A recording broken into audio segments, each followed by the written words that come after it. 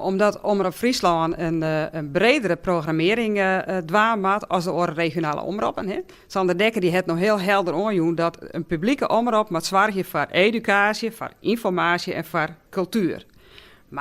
En net voor entertainment, zei hij dan. Dat is voor de commerciële.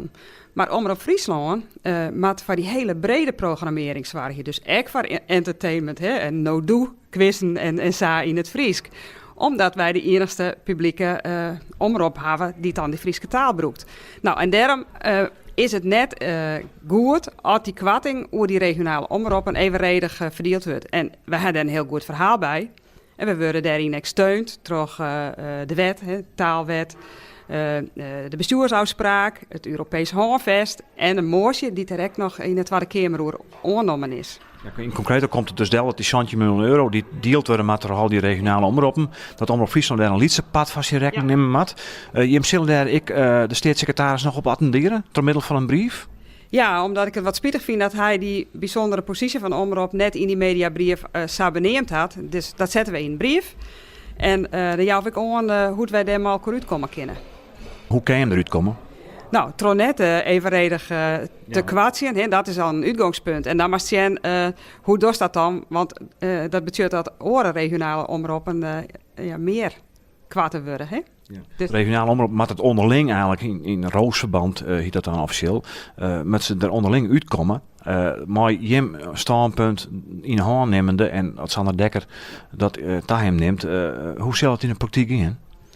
het is een beetje flauw om dat dan aan die regionale omroepen zelfs oor te laten. Het duidelijk is dat die 20 miljoen moet bezuinigen worden. En ik vind dat de staatssecretaris daar nou het kader van Maya maakt, dat dat net evenredig kwaad worden kan op Omroep Friesland, omdat hij nou een keer een bredere programmering had. En dat erkennen de oren regionale omroepen ook. Maar dat moet nou ook in heel duidelijk worden. De FNP, die dit onderwerp op agenda zette van de morgen in Provinciale Staten, die zei van ja, is zo'n brief sturen ik nog aan Sander Dekker, de staatssecretaris, nou wel genoeg. Zeker als het gaat over de positie van het Friesk, want die wordt in een mediabrief net neemt. Wat vind je van dat argument? Ja, ik vind het een beetje over de top. Want hoe duidelijk wil je het hebben? Het staat in de taalwet. We hebben een bestuursafspraak. We hebben een motie in de Tweede Kamer. We hebben een Europees handvest. Nou, dat binnen de kaders waarmee de staatssecretaris werkje maakt. Nou, daar wijzen we hem nog een keer op in een brief. Maar hoe vaak mij dat doen? Dus dat is voor mij helder genoeg. En ik ging er vanuit dat dat nooit komen wordt. Je bent in generaal wel tevreden over wat er in die mediabrief van Dekker stier? Ja, ik vind dat hij een hele heldere lijn deelzet had. En als je naar de toekomst, hij houdt ruimte voor experimenten tussen publieke omroepen en de commerciële.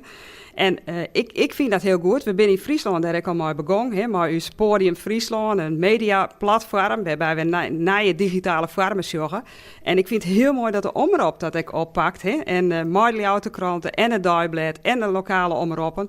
Om hier een hele nieuwe stap te maken. Dus in die zin rennen wij al vooruit. En binnen wij juist maar de media van de toekomst aan de gang. En ik denk, daar luidt het verloren. Daar maar we hinnen. Dat is ook een heel goed signaal richting de staatssecretaris. Jazeker, we binnen je net ontbehouden. Wij binnen het ontwikkelen en dat willen we zien laten. We hebben ambitie.